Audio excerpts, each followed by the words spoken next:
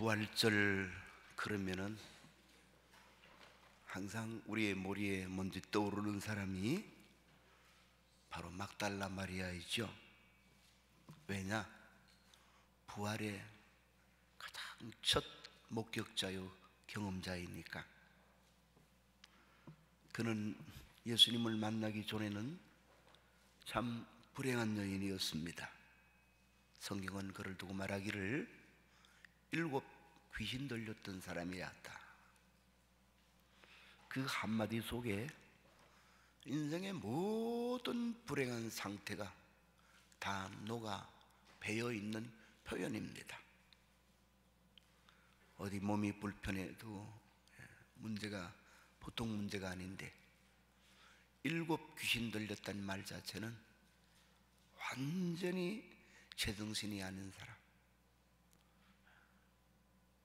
구실을 전혀 못하는,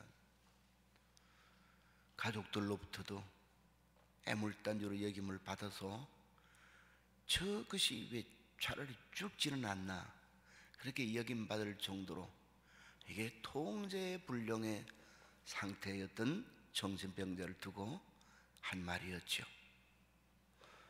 그러나 예수님을 만나는 순간에 그 비참했던 불행이 확 바뀌어져서 정신이 제대로 돌아오고, 과거는 그렇게 완전히 바닥 인생이었고 부끄러운 인생이었지만은 성경에 나오는 여인 중에 가장 예수님의 제자다운 제자의 삶을 살게 되는 사람이 누구냐? 여인이지만은 막달라 동네에 살았던 마리아라는 사람이다, 그 말입니다.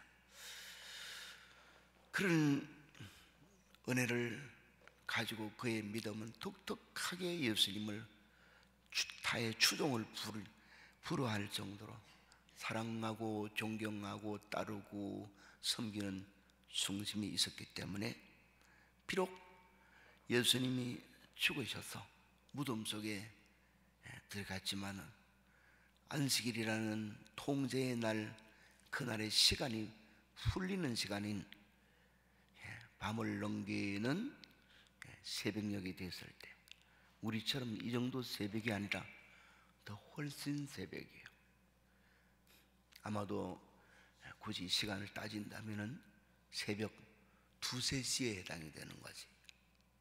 유대인들의 안식의 통제 해제는 보통 초저녁에 해제가 돼요. 그런데 그 시간을 조금 넘긴 아주 이른 새벽에 몇몇의 여인과 함께 예수님의 무덤에 찾아오죠. 왜? 장사 지낸 예수님의 시신에 향품을 넣어드리기 위해서. 그 무덤은 흙으로 덮은 우리나라의 무덤이 아니라 돌로 문을 막아 있는 그런 동굴적 무덤이기 때문에 몇 사람이 가서 동굴문을 열 수가 있고 죽은 사자에게 향품을 넣을 수 있습니다. 향재료, 나무라든지 이런 액체라든지 이런 것을 시신 옆에다가 두는 것이에요. 이를 왜 왔다 하는 정성을 보이죠.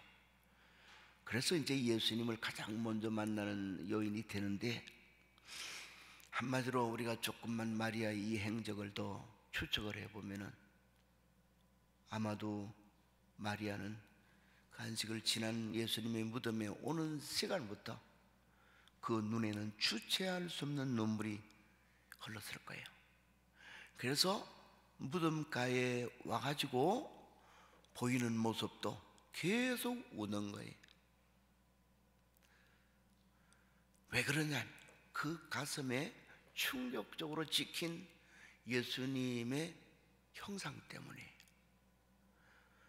평상시에 주님 가까이에서 그 음성을 듣고 주의 얼굴을 바라볼 때마다 그렇게 존귀하고 위풍당당하고, 또 한면으로는 사랑과 정이 가득 차 있는 인자한 모습에 참 주님의 귀한 모습이었는데, 십자가에서 못 박혀 죽은 예수님의 모습은, 그리고 십자가에 못 박힌 그 예수님을 아리마대 요셉을 비롯한 몇 사람이 내려서 장선인할 때 마리아도 여인들도 몇 명 있었다고 그래서 막달라 마리아도 거기 있었다는 거죠.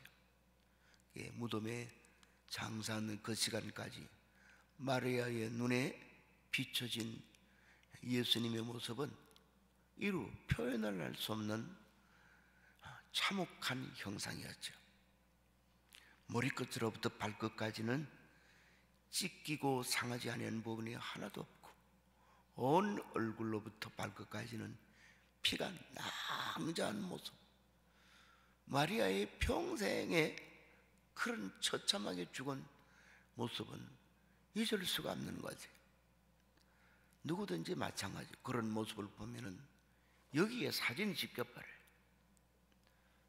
여러분들에게도 어떤 충격적인 다친 죽지 않아도 사고를 만난 사람의 모습이나 이런 것을 어쩌다가 우연중에 보게 됐을 때는 평생 돌아가실 때까지 그게 흐려지질 않아요. 그래서 예수님의 그 충격적인 모습을 아무리 마리아의 눈에서 눈물이 슬퍼서 많이 나와도 그건 그 눈에서 지워지지 아니하고 없어지지 않는 거예요. 왜 그러냐? 눈으로 찍었으나 그림 그려지고 새겨진 것은 여기니까 눈물로 지워질 수 있는 자리가 아니다 그 말.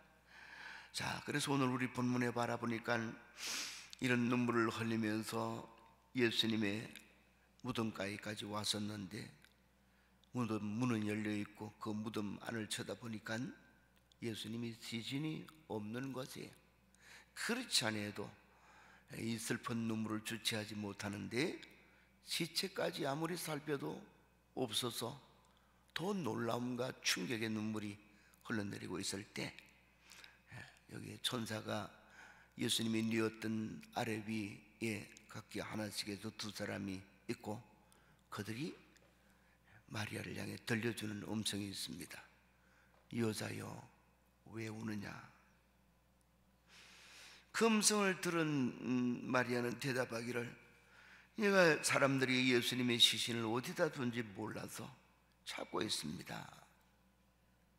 그럴 때 이번엔 앞에서 말한 천사의 음성이 아니라 뒤에서 또 음성이 들려옵니다. 똑같은 말로 여자여 왜 울고 있느냐? 그리고 누구를 찾고 있느냐? 처음에는 몰랐지만 나중에 마리아여 하는 부르는 소리에서 다정했던 주님의 음성을 기억하면서 예수님인 줄 알고 라보니요 이러면서 감격에 겨워 예수님 발을 껴 앉는 그런 모습을 보이죠. 이것이 부활의 첫 목격자인 마리아에게 보여준 사건이에요. 첫 목격자인 마리아에게 예수님의 부활은 어떻게 보여졌느냐 그 내용을 상술하고 있어요. 한마디로 여기에 사진 찍혔던 십자가의 죽음의 예수님, 한마디로 표현할 수 없는 참혹하게 이를 데가 없는 충격. 거기에서는 하나의 충격만이 아니라 거기에 뒤에 따라오는 슬픔, 때로는 원망스러움, 괴로움, 실망 이런 것이 범벅이 되어 있는 것이 마리아의 눈물이었죠. 그러나 그런 마리아에게 빈 무덤, 천사들의 음성, 부활하신 주님의 음성, 그 모습, 그 다음에 부탁하는 이야기는 마리아의 충격의 초상을 단 한순간에 싹 사라지게 만들어서 슬픔 대신에 기쁨이, 원망 대신에 감격이, 실망 대신에 희망이 막 살아난 일이 되는 것이. 죽음의 십자가는 그 순간에 부활의 십자가, 죽음의 예수님은 부활의 예수님의 모습으로 찬란하게 마리아에게 만나주시고 보여주신 줄 믿습니다. 오늘 새벽은 결론이나 앞에서 한 말 설명이나 거의 비슷해요. 곧 짤막하게 마칠 거예요. 제목이 우리가 두일의 새벽기도 뒤에 쭉 붙였던 것처럼 십자가의 마지막 한 면이 되는 부활의 십자가, 이런 제목으로 잠깐 말씀을 더 나누고자 합니다.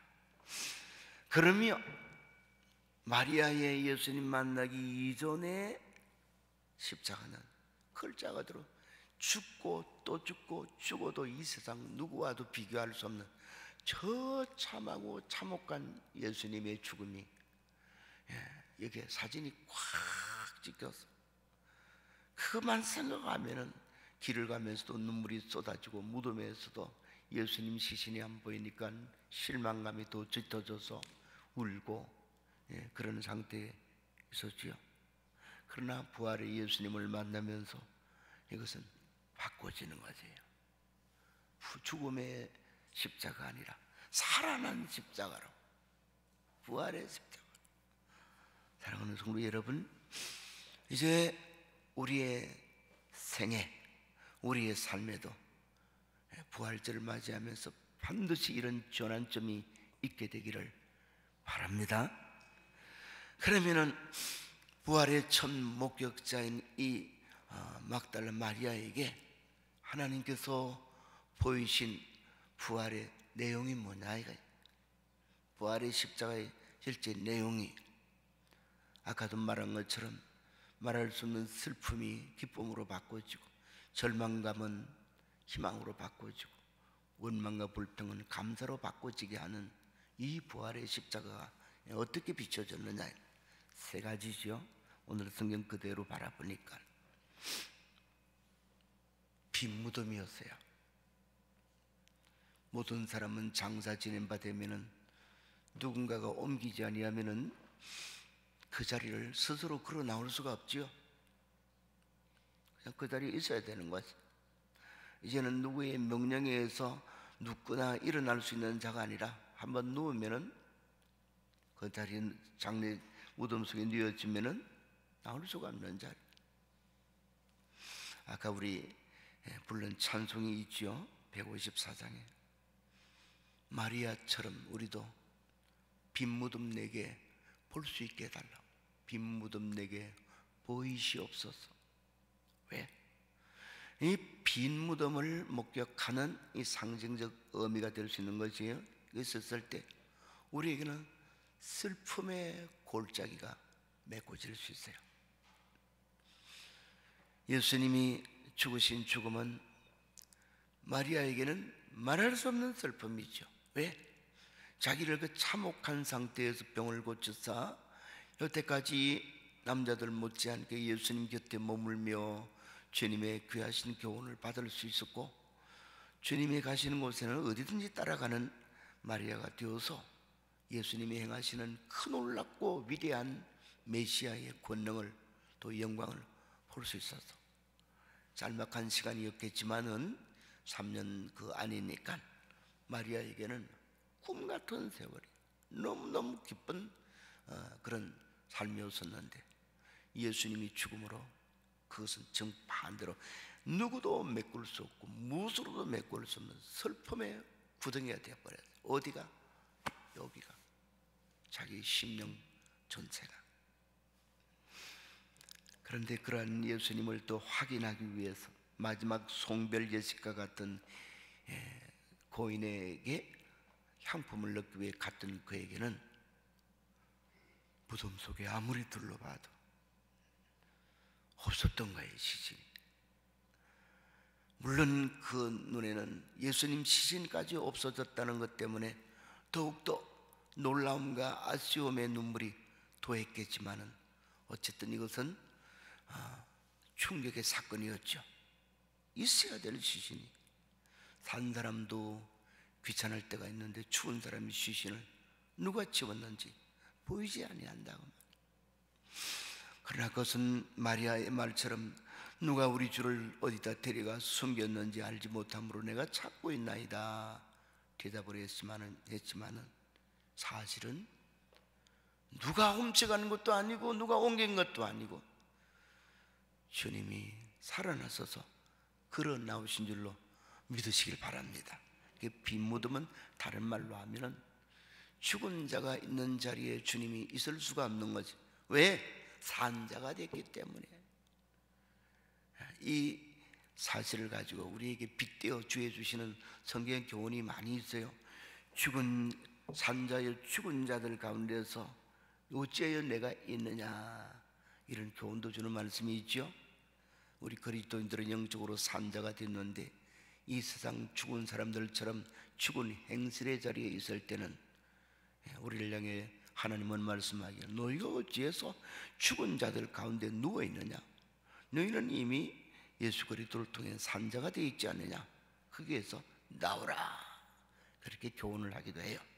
어쨌든 예수님의 빈 무덤의 증거는 그는 죽은 자의 자리에 있지 않았더라 하는 사실을 우리에게 암시를 하는 거지. 우리가 보이고 하나님의 역사지요. 그래서 빈 무덤은 예수님 부활을 증거하는 간접적인 증거이면서도 가장 첫 번에 보여준 표적입니다. 그래서 부활의 첫 목격자인 이 막달라 마리아에게는 빈 무덤을 가장 먼저 보이는 것이. 사랑하는 성도 여러분, 예수님을 무덤 속에서 찾지 마시기를 바랍니다. 죽은 자는 아무것도 못해요. 죽음의 자리에 있는 자는 아무런 믿을 대상도 못 돼요. 아무 일도 할 수가 없기 때문에. 오늘 많은 그리스도인들이 자꾸만 예수님을 이 세상적인 인간의 생각을 가지고 공동모지에서 예수님을 찾아요. 죽은 예수님만 찾는다. 오늘 살아서 나를 능히 만나줄 수 있고 내가 부르짖는 소리에 귀를 기울이시며 응답하시는 살아계신 나의 하나님, 내 앞에 살아계신 예수님, 무덤 속에 누워 계시지 않고 그 속에서 나와 계시는 주님, 이 나중에 발견되지요. 뒤에서 마리아를 부르는 소리를 통해서 그 주님을 알아야 된다. 두 번째는 이 첫 목격자인 마리아가 무엇을 보느냐, 하나님의 증거예요. 천사들을 만나요. 무덤 속을 눈물로 흘리면서 둘러보니까 예수님은 없고 예수님이 뉘었던 머리 부분과 발 부분에 두 명의 천사가 있었어요. 그들이 천사인지 누구인지는 검색 알 수 있는 것이 그 얼굴에서 비치는 광채나 그 입은 옷에서 비치는 광채가 그 사실을 요술이 보여주니까 그 천사가 말합니다. 여자여 어찌하여 우느냐. 두 번째, 마리아가 보는 부활의 간접 증거의 이야기입니다. 어째 천사들이 마리아가 우는 이유를 몰라서 어찌하여 우느냐 그랬겠습니까? 내가 잘못 찾고 있다는 것을 암시하는 먼저 서두의 말이겠죠.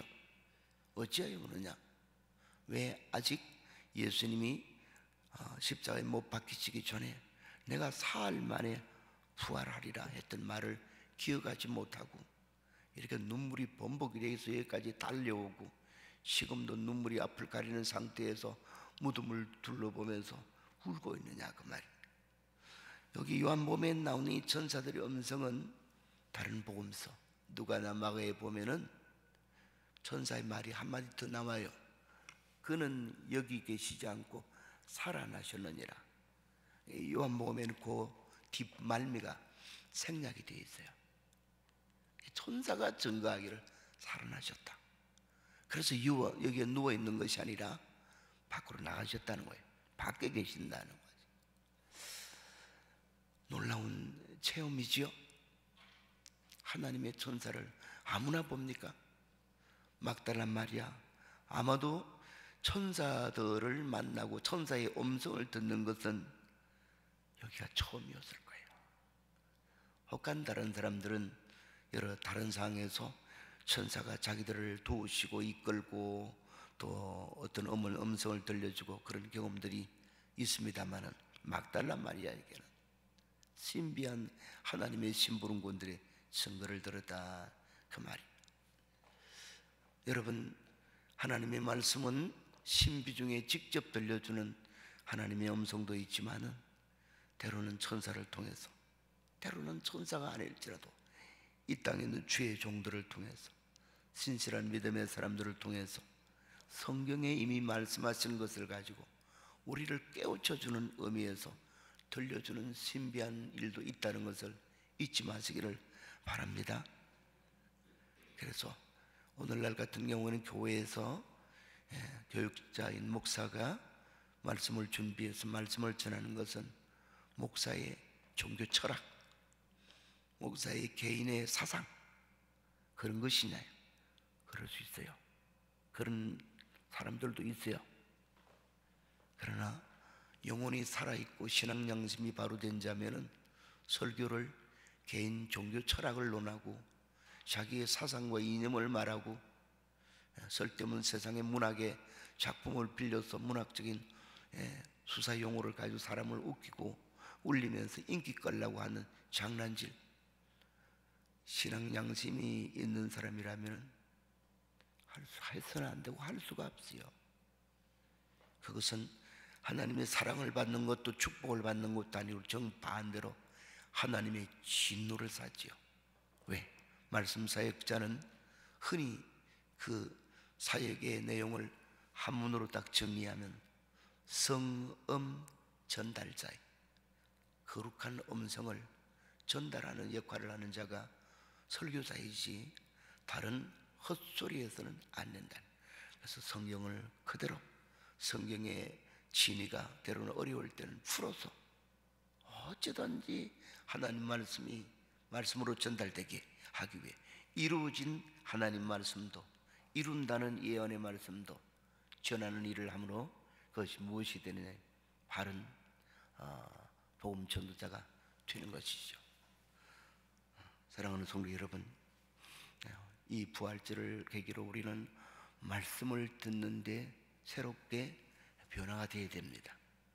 천사의 음성을 들은 마리아는 부활의 전 목격자로서 생생한 경험을 하는 것처럼 이 사건을 통해 하나님이 오늘 우리에게 하신 말씀도 그 음성을 들으면 머물러 있던 슬픔과 원망과 실망은 더 빨리 떠날 수가 있어요.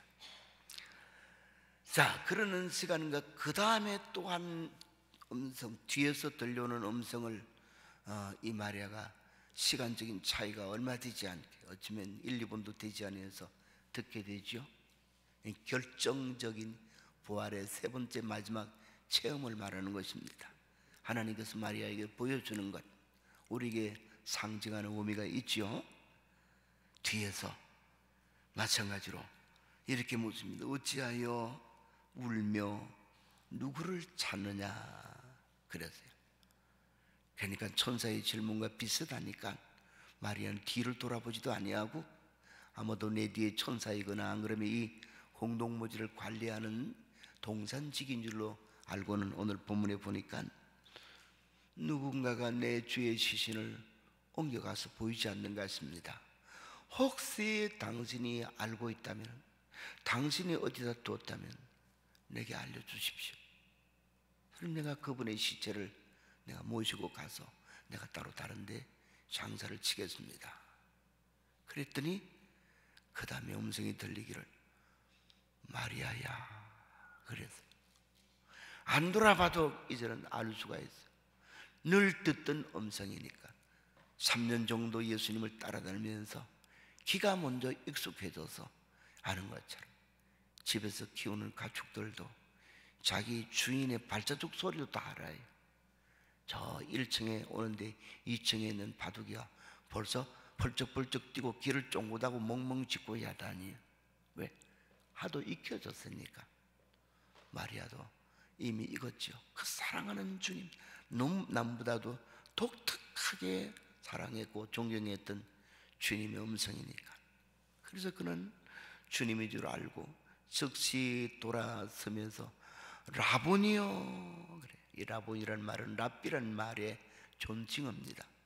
랍비라는 말 자체도 선생님이라는 존칭어인데 라보니요 그럴 때는 선생님이라는 그 말의 존칭어의 의미와 토시를 더 가다듬어서 일종의 존경하는 나의 선생님, 이런 의미가 들어있어요. 라보니요. 그리고는 눈을 들어보았을 때 주님을 발견하죠. 그 모습에서는 피 묻은 모습은 한 곳도 없어요. 얼굴로부터 발끝까지는 찬란한 광채가 가득한 모습. 그 얼굴에는 참혹했던 그 얼굴이 아니고 말할 수 없이 이전처럼 다정한 눈길로, 사랑하는 눈길로 그를 보시면서 자기의 부활을 따뜻하게 보여주시는 장면이, 마리아의 눈물은 더 많이 흘렀겠죠. 그러나 그 눈물은 질이 달라졌어. 앞에서는 슬픔과 좌절과 원망과 이런 것의 눈물이었지만 이제는 감격의 기운, 기쁨과 소망과 하나님께 대한 감사의 눈물로 바꿔진 것이에요. 죽음이 부활로 바뀌어진 것을 마지막 직접 최종적으로 목격을 하는 것입니다. 사랑하는 성도 여러분, 인격적으로 주님을 찾고 믿는 가운데 주님을 인격적으로 만나는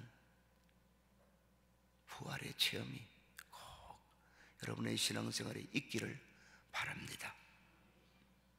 그럴 때 다시 두말할 필요도 없이 우리 속에는 위대한 변화가 일어납니다. 매사에 조금만 누군가가 내 마음을 아프게 하면은 슬프기 그지없는 약한 마음, 실망스럽게 짝이 없이 금세 낙심해버리고 마는 마음, 나는 의로운데 남들이 나를 괴롭혔다는 것 때문에 어떻게 이런 사람들이 이럴 수가 있을까, 원망과 불평이 사방으로 퍼져나갈 수밖에 없는 우리의 이 못난 쫄한 모습이 확 바뀌어지는 거지. 내가 믿는 주님은 죽으셨으나 살아나셨다. 그분의 죽음의 십자가는 내게는 부활의 생명 십자가로 다가오게 된다 이 말. 모든 것에서 실망하고 좌절해서 도대체 난 무엇을 할 수 있을까 했던 마음에는 새로운 꿈과 용기가 확 불길같이 살아나게 되는 줄로 믿으시길 바랍니다. 직접 내게 이루어지지 않은 일이지만은 자기가 믿는 예수님이 그러한 분으로 이루어진 사건 때문에 이제는 원망이 전부 감사로 바뀌어지는 거지. 그 아픔의 사진이 찍혔던 십자가에 처참하는구나. 어찌해서 이런 악한 사람이 다 있을까? 이렇게 할 수가 있을까? 하나님의 아들이라면 이 하나님이 어떻게 해서 이렇게까지 순환당하게 하십니까? 이해를 못하니까 그럴 수 없던 마음은 이제는 모든 것이 다 풀어지는 거지. 예수님의 죽음의 십자가는 죽음을 위한 죽음이 아니고 부활을 위한 과정인 줄로 믿으시기를 바랍니다. 늘 말하지만은 부활은 까무러쳤다가 깨어나는 게 아니에요. 힘이 약해졌다가 다시 힘을 얻는 것이 부활이 아니에요. 완전히 죽고 난 뒤에 죽었다가 새 생명으로 살아나는, 도저히 살아날 수 없는 판단 속에 있다가 살아나는 것이 부활이. 예수님은 죽음을 위해서, 죽음으로 모든 것이 다 끝나버리기 위해서 오셔서 죽으셨느냐? 아니요. 분명히 주님께서 자기의 가는 길을 예언할 때마다 인자가 고난을 받아 죽음을 당할 것이지만 그 시지만, 그리고는 말하기를 사흘 만에 살아나리라. 죽음은 부활을 위한 단계였어요. 주님은 그리 아니하시도 되시는 분이지만은 왜 그러시느냐? 나를 위해서. 우리는 한번 죽거든요. 우리의 죽음이 헛되지 않는 죽음 되게 하기 위해서 당신의 죽음으로 우리의 죽음을 의미 있게 만드는 거지. 가치 있는 믿음, 어려운 믿음, 구원받은 믿음이 죽음이 되게 해서, 그 다음에 무엇을 일으키기 위해서냐? 부활이. 그래서 요한복음 11장 25절에서는 예수님이 나사로의 무덤가에서 이렇게 외칩니다. 나는 부활이요 생명이니 나를 믿는 자는 죽어도 살겠고, 살아서 나를 믿는 자는, 예수님 재림하실 때 살아있는 자는 그 말입니다. 영원히 죽지 아니하리라. 아멘. 이제 모든 말을 맺습니다. 여러분, 그동안 우리 고난주간을 지나오면서 예수님의 십자가의 여러 면을 살폈습니다. 13번 동안에 예수님의 십자가는 거의가 대부분이 우리에게 가르쳐주는 것이 순환과 아픔과 고독함과 인내를 요구하는 그런 것들입니다. 고난의 상징이요, 궁극적으로는 죽음의 상징이요. 그러나 그 면만 보고 있으면 안 되고 십자가의 뒷면을 하나님은 이제 궁극적으로 마지막 탁 돌려서 우리 앞에 세워주시면서 예수님의 십자가는 부활의 십자가이다, 이 십자가의 의미를 완성하기 위해서 앞에서 나누었던 13번의 십자가들은 전부 다 부활의 십자가를 정점으로 해서 보여주고자 하는 과정이었던 것입니다. 우리 마음속에 나를 위해 지신 주님의 희생과 고난과 죽음의 십자가를 바라보는 자세를 갖는 것과 동시에 마지막은 그 십자가를 뒤로 돌려보면서 이 모든 과정을 통해 우리 주님이 이루신 부활의 십자가, 그건 내게 부활의 새 생명을 주기 위한 그런 모습이구나 발견하면서 이 십자가를 깊이 사랑하고 우리도 주님이 지고 가는 그 십자가를 지고 가면서 부활의 내일을 영광 중에 바라보는 그 끈한 믿음이 되기를 주의 이름으로 축원합니다. 기도하겠습니다. 하나님 아버지, 올해도 감격스러운 주의 부활의 날에 새벽을 저희들이 맞고 이 새벽에 우리에게 교훈하시는 주님의 음성을 다시 한번 새롭게 우리 마음에 간직하게 하시는 것을 감사합니다.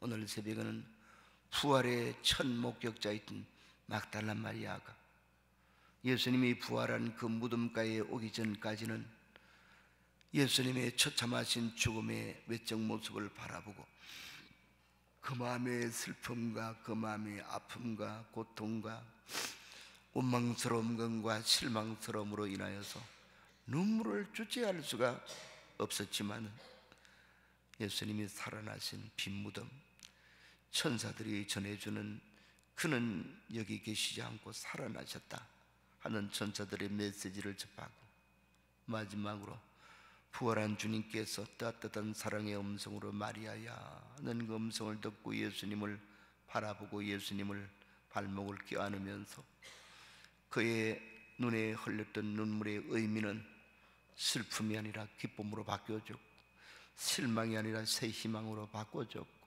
원망이 아니라 감격으로 바꿔진 부활의 십자가를 껴안게 된 것을 저희들이 보았습니다. 그 부활의 십자가 우리도 우리 가슴에 껴안게 만들어 주옵소서. 이것 때문에 세상이 우리를 슬프게 할지라도 아프게 할지라도 실망하게 할지라도 힘들게 할지라도 절대로 우리는 거기에 휘말리지 말게 하시고 오히려 부활의 십자가가 우리에게 주는 기쁨과 새 희망과 새로운 이미지를 가슴에 갖고 날마다 주님을 찬양하고 부활하여 우리 가운데 계시고 우리 곁에 계시며 우리에게 늘 부르시는 음성으로 우리를 불러주시는 그 음성을 듣고 살아가는 부활 신앙의 소유자들이 되게 주옵소서. 감사하고 예수님 이름으로 기도합나이다. 아멘.